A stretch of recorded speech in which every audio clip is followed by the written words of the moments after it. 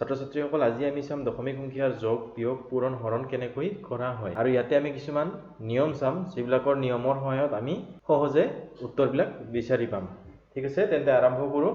দশমিক সংখ্যাৰ যোগ আমি প্ৰথমে চাম তো দশমিক সংখ্যাৰ যোগ কৰিব লাগিলে আমি কেনেকৈ কৰিব লাগিব ইয়াতে মই কেইটামান উদাহৰণ লৈছো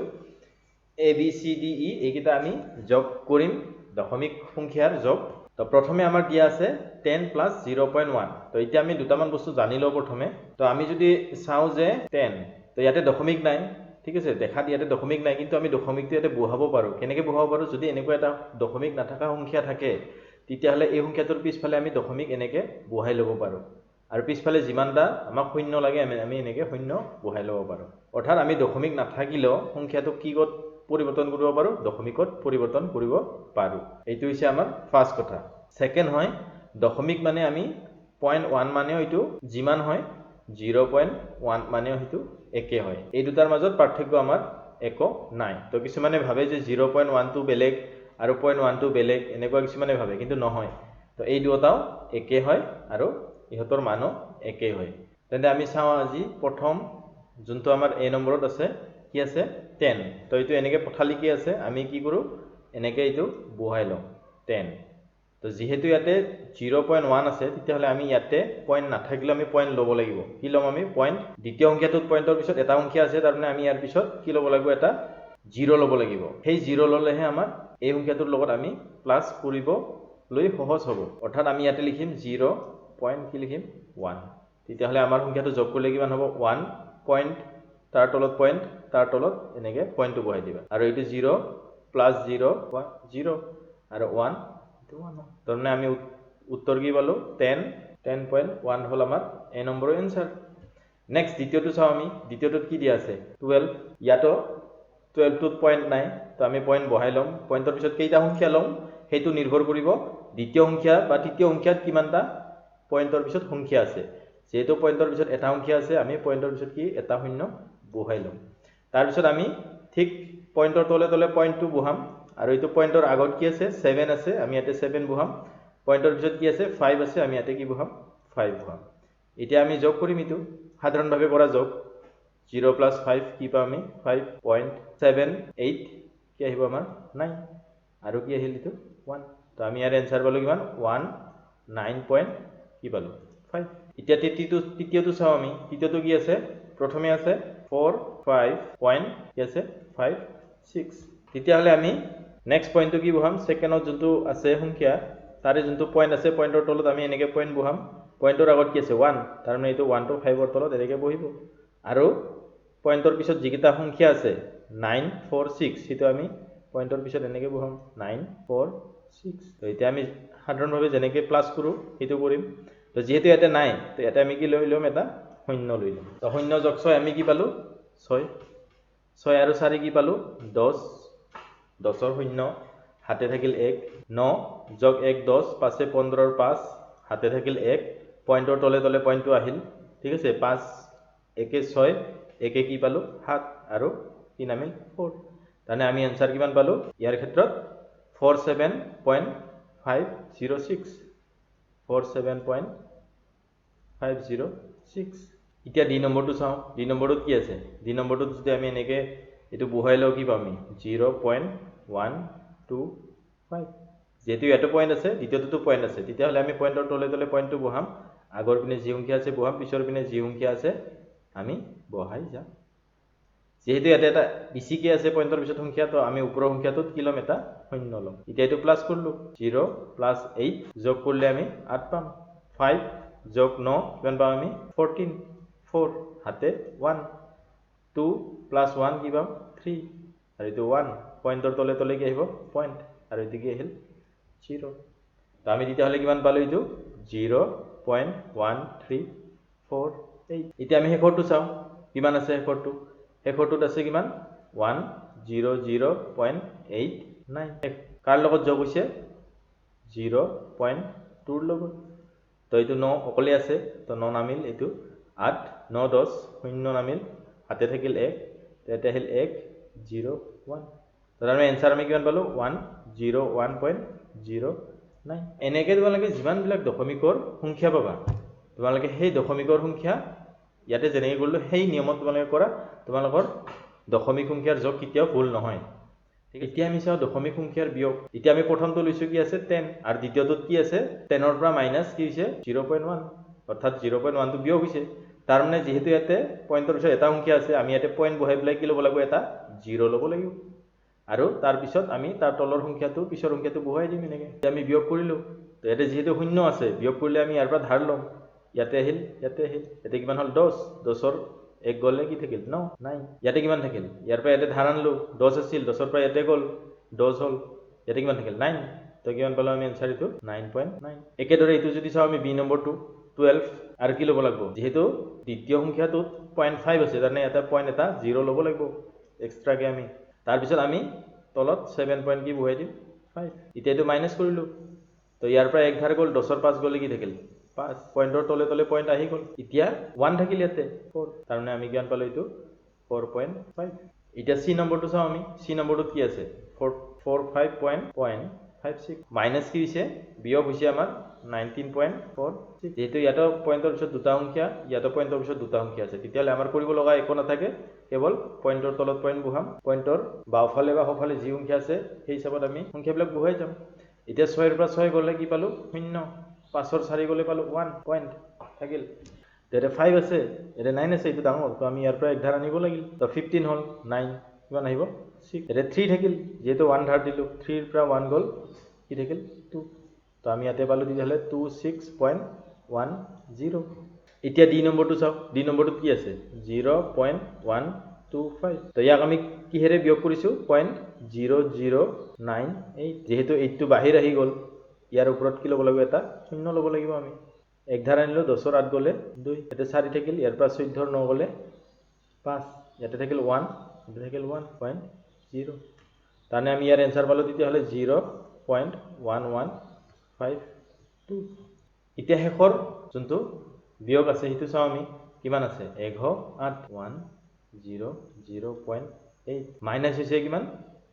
0.23, এতিয়া 3টো বাহিৰ হৈ আছে, ইয়াতে এটা 0 ল'ম, ঠিক আছে। আৰু যদি সংখ্যা থাকে ইপিনে আৰু এটা 0 ল'ম, এনেকুৱা নিচিনা 3 2 আছে ইয়াতে, ধৰা হ'ল ইয়াতে 2 আছে, তেতিয়াহ'লে ওপৰত এটা 0 ল'ম, এনেকৈ আমি 0টো দি যাব লাগিব পইণ্টৰ পিছত। পইণ্টৰ আগত আমি 0 দিব নোৱাৰোঁ, কিন্তু পইণ্টৰ পিছত 0 দিব পাৰোঁ আমি, যদি শেষৰ সংখ্যাটোৰ পিছত আমি 0 দিব পাৰোঁ। এতিয়া 10ৰ 3 গ'ল 7, ইয়াতে কিমান থাকিল 7, 7ৰ 2 গ'লে 5, এতিয়া আমি 0 পালোঁ, ইয়াতে 0 পালোঁ আমি 1, তো ইয়াৰ এনচাৰ হ'ল আমাৰ 100.57। এনেকৈ আমি দশমিক সংখ্যাৰ কি কৰিব পাৰোঁ বিয়োগবিলাক কৰিব পাৰোঁ। এতিয়া দশমিক সংখ্যাৰ পূৰণৰ ক্ষেত্ৰত আমি কেনেকৈ কৰিম, তো পূৰণৰ ক্ষেত্ৰত আমি কি কৰিম দশমিকবিলাক গুচাই ল'ম প্ৰথমে। তো ইয়াতে দশমিকটো নাই বুলি ধৰি লোৱা, এইটো 10 পূৰণ 1 কিমান পাওঁ আমি 10। এতিয়া ধৰা ইয়াতে পইণ্টটো ইয়াতে আছিল, ঠিক আছে, এবাৰ পইণ্টটো আছে বুলি ধৰি ল'লোঁ, তো পইণ্টৰ পিছত কেইটা সংখ্যা থাকিল এটা, তেতিয়াহ'লে ইয়াৰো পইণ্টৰ পিছত এটা সংখ্যা থাকিব লাগিব, কাৰণ এটা সংখ্যাৰ আগত পইণ্ট বহাব লাগিব। ঠিক তেনেদৰে 12 পূৰণ 7.5, তো আমি প্ৰথমে কি কৰিম 12 আৰু 75 কি কৰিম সাধাৰণভাৱে আমি পূৰণ কৰি ল'ম। পূৰণ কৰিলে আমি ইয়াৰ উত্তৰ পাম 900, ঠিক আছে। পূৰণটো তোমালোকে কৰি চাবা, মইতো কৰি দিছোঁ যাতে সময়টো বাচি যায়। তো আমি 12 আৰু 75 পূৰণ কৰিলে 900 পাম। এতিয়া চোৱা পইণ্টৰ পিছত কেইটা সংখ্যা আছে এটা, তেতিয়াহ'লে ইয়াতো ঠিক এটাৰ আগত পইণ্ট দিব লাগিব, তাৰমানে পইণ্টৰ পিছত 0 থাকিলে সেইটো আমি নিলিখিলেও হৈ যায়, তো আমি ইয়াতে লিখিব পাৰিম কি 90। তো এনেকৈ যদি আমি যিকোনো সংখ্যা পাওঁ 0, তেতিয়াহ'লে আমি 0টো নিলিখোঁ, 98 হ'ব। কিন্তু যদিহে আমাৰ 98.02 এনেকৈ পিছত আৰু সংখ্যা থাকে 0ৰ পিছত, তেতিয়াহ'লে আমি সেইটো লিখিব লাগিব 98.02। তো এনেকৈ পিছত 0ৰ পিছত সংখ্যা ওলালে আমি এইটো লিখিব লাগিব, মনত ৰাখিবা। এতিয়া চি নম্বৰৰ ক্ষেত্ৰত চাওঁ আমি, চি নম্বৰতো আমি একে কৰিব লাগিব 4556 পূৰণ হৈ আছে 246এৰে, ঠিক আছে। এইটো পূৰণ কৰিলে আমি পাম 1120776, আমি পূৰণ কৰাৰ ফলত এইটো সংখ্যা পালোঁ, ঠিক আছে। এতিয়া চাব লাগিব যে পইণ্টৰ পিছত মুঠ কিমানটা সংখ্যা আছে, যিহেতু দুটা সংখ্যাটো পইণ্ট আছে, ঠিক আছে, দশমিক আছে, তেতিয়াহ'লে দশমিকৰ পিছত দুটা, এইটো দশমিকৰ পিছত দুটা, টোটেল কিমানটা সংখ্যা থাকিল দশমিকৰ পিছত 4টা সংখ্যা থাকিল। তেতিয়াহ'লে আমি যোনটো আমি উত্তৰ পাম তাৰে 4টাৰ আগত কি বহাব লাগিব, এনেকৈ পইণ্ট বহাব লাগিব, তেতিয়াহ'লে আমাৰ উত্তৰ হ'ব এইটো 112.0776। এতিয়া আমি ডি নম্বৰটো চাওঁ, ডি নম্বৰটোও একে 125ক কিহেৰে পূৰণ কৰিছোঁ হাতেৰে ঠিক আছে হাতেৰে পূৰণ কৰিলে আমি পাম 1000 পালোঁ এতিয়া চোৱা পইণ্টৰ পিছত কেইটা সংখ্যা আছে পইণ্টৰ পিছত ইয়াতে 3টা যোগ এইটোত 2টা 3 4 কিমান হ'ব 5 হ'ব তানে 5টা সংখ্যাৰ আগত পইণ্ট বহাব লাগিব কিন্তু আমি যোনটো পাইছো পূৰণ কৰি কেইটা পাইছো 4টা পাইছো 1 2 3 4 কিন্তু 5টাৰ আগত বহাব লাগে তেতিয়া হলে 5টাটো নাই তেতিয়া হলে আমি কি বহাব লাগিব আগত এটা শূন্য বহাই দিব লাগিব এনেকুৱা তাৰ পিছত এটো হ'ব পইণ্ট তাৰনে আমি পালো তেতিয়া হলে পইণ্ট 0 1 0 0 0 আৰু পইণ্টৰ আগত যদি তোমালোকে একো না থাকে এটা 0 দি দিবা তুমি নিজে দিব পাৰা ঠিক আছে কিন্তু তোমালোকে পইণ্টটো কাউন্ট কৰোতে এনেকে হিসাব কৰোতে কেইটাৰ আগত লাগে হেতু দিব লাগিব যদি আমাৰ এতে দুটা আছে 25 ওলাইছে উত্তৰ কিন্তু আমাৰ হ'ব লাগে 4টাৰ আগত পইণ্টটো তেতিয়া হলে দুটা শূন্য দি প্লাই আগত পইণ্ট লিখিব লাগিব পইণ্ট দিব লাগিব এনেকে দশমিকটো দি আৰু আগত এটা শূন্য দি দিবা হৈ গল এনসাৰ এতিয়া আমি ই নম্বৰটো চাইছো ই নম্বৰত কি আছে 10089 পূৰণ কি আছে 23 মই কৈছোৱে আমি দশমিক লৈ পূৰণ নকৰো প্ৰথমে আমি এনেকে পূৰণ কৰিম সংখ্যা কেইটা সাধাৰণভাৱে তো ইয়াৰ ক্ষেত্ৰত আমি কি পাম এনসাৰটো পূৰণ কৰিলে 232047 এটো তোমালোকে পূৰণ কৰি উলাবা এটা তোমালোকে হিসাব কৰা পইণ্টৰ পিছত কেইটা সংখ্যা আছে ইয়াতে দশমিকৰ পিছত দুটা ইয়াতে দুটা তেতিয়ালে 4টাৰ আগত দিব লাগিল 1 2 3 4 4টাৰ আগত দি দিলো তেতিয়ালে কি আহিল 23.2047 এটো হল আমাৰ এনসাৰ তো এনেকে আমি দশমিক সংখ্যাৰ কি কৰিব পাৰো পূৰণ কৰিব পাৰো অতি সহজে প্ৰথমে আমি পইণ্টটো গুছাই লৈ পূৰণ কৰিম তাৰ পিছত পইণ্টৰ পিছত কিমানটা সংখ্যা আছে সেই হিচাপত আমি এইটো বহাই দিম পইণ্টটো এতিয়া আমি শেষত চাও দশমিক সংখ্যাৰ হৰণ তো দশমিক সংখ্যা থাকিলে আমি হয়তো কেনেকে হৰণ কৰিব পাৰো ঠিক আছে হেইটো আমি চাই লম তেতিয়া হলে আমি প্ৰথমে চাও 10.5 হৰণ 5 তো তেতিয়া হলে আমি তো এনেকে লৈ লিছো 10.5 বাই কি লিছো 5 তাৰনে হৰণ 5 এইটোক আমি এনেকে সজাই লিছো তো এতিয়া পইণ্টৰ পিছত এটা সংখ্যা থাকে মানে আমি কি কৰিব লাগিব 10 এৰে পূৰণ দিব লাগিব তাৰ মানে 10.5 পূৰণ 10 তাক হৰণ দিম আমি 5 এৰে ঠিক আছে 5 পূৰণ আৰু কি দিব লাগিব আমি এই 10টো ওপৰত লিখিলে ইয়াক আমি তলতো দিব লাগিব তাৰনে ওপৰত কি পালো আমি 10 এৰে পূৰণ তাৰ মানে এই পইণ্টটো গুছাবৰ কাৰণে দশমিকটো গুছাবৰ কাৰণে আমি 10 এৰে দিম যদি পইণ্টৰ পিছত দুটা সংখ্যা থাকে আমি কি হেৰে দিম 1 এৰে দিম পূৰণ তেতিয়া পইণ্টটো গুছি যাব দশমিকটো গুছি যাব ওপৰটো আৰু তলৰটো যি সংখ্যা হয় হেতুৰে পূৰণ হ'ব তো এতিয়া আমি ইটোত তাৰ মানে 10 এৰে পূৰণ কৰাৰ অৰ্থই হল আমাৰ ইয়াৰ পৰা দশমিকটো গুছি গল তলত এতিয়া হলে কিমান পালো আমি 50 পালো ঠিক আছে দুটা সংখ্যা কিহেৰে হৰণ হয় 5 এৰে হয় 5 এৰে 5 2 গুণ 10 5 1 গুণ 5 আৰু 5 10 গুণ কি হল 50 তো তাৰ মানে আমি ইটো কিমান পালো 21 বাই কি পালো 10 ঠিক আছে তো এতিয়া আমাক যদি ৰিজাল্টটো ভগ্নাংশত লাগে তেতিয়া হলে ইটো হল এনসার আর যদি ভগ্নাংশত নালাগে আমাক দশমিকত লাগে তেতিয়া হলে তলত যদি এটা শূন্য থাকে উপৰৰ এটা সংখ্যাৰ আগত কি বহিব দশমিক বহিব ইয়াৰ আগৰ ভিডিঅত মই আলোচনা কৰিছো তাৰমানে আমি 2 পইণ্ট কি পাম এনসাৰ 1 তো তাৰ মানে 10.5 হৰণ 5 কৰিলে আমি এনসার পাম 2.1 এতিয়া দ্বিতীয়টো যদি চাও আমি কি আছে এবাৰ 105 হৰণ দশমিক 5 তো আমি যেহেতু তলত এটাই সংখ্যা আছে তেতিয়া হলে আমি 105 লিখিলো ওপৰত তলত কি লিখিলো 0.5 ইনটু 10 তো এইটো তলত 10 কৰাৰ অৰ্থ দশমিকটো গুছি যাব যেহেতু এটাৰ দশমিকৰ পিছত এটা সংখ্যা আছে এখানে আমি 10 এৰে পূৰণ কৰিম তো ইয়াকো আমি ঠিক তেনেদৰে 10 এৰে পূৰণ কৰিব লাগিব ফলত আমি কি পাম ওপৰত 1050 তলত আমি পাম 5 তো এটা 5 এৰে এইটো হৰণ যায় 5 2 গুণ 10 আৰু 5 10 গুণ কি পাম 50 এটা আমি কাটি দিলো বা হৰণ কৰিলো এটো কাটাকাটি কৰা মানে কি কৰা হৰণ কৰা তাৰ মানে 50 ক আমি 5 এৰে হৰণ কৰিলো এনেকে 5 এৰে হৰণ কৰি 5 2 গুণ কি পালো আমি 10 তাৰ পিছত কি নামিল 5 0 নামিল তো এতিয়া 50 নামিল 5 10 গুণ কি পালো 50 পালো হৈ গল এটো তাৰ মানে ইয়াৰ এনসাৰ আমি পালো 210 এতিয়া সি নম্বৰটো চাও সি নম্বৰত কি আছে 0.28 হৰণ 0.28 মই প্ৰথমতে কৈছো যে 0 আগত থাকক বা না থাকক এই দুটা সংখ্যা একে বুজায় যেতিয়া দুটা দশমিকৰ সংখ্যা একে থাকিলে ওপৰটো আৰু তলৰটো কাটা যাব অৰ্থাৎ ওপৰত একে তলত একে হলে সংখ্যাটো কি হ'ব উত্তৰটো 1 সদায় মনত ৰাখিবা ওপৰত তলত যদি দশমিকৰ সংখ্যাটো একে হয় তেতিয়া হলে সদায় কি হ'ব 1 তো এতিয়া আমি ডি নম্বৰটো চাইছো ডি নম্বৰত কি আছে 20.2/2 যেহেতু এটাৰ পিছত দশমিক আছে তেতিয়া হলে আমি কি কৰিম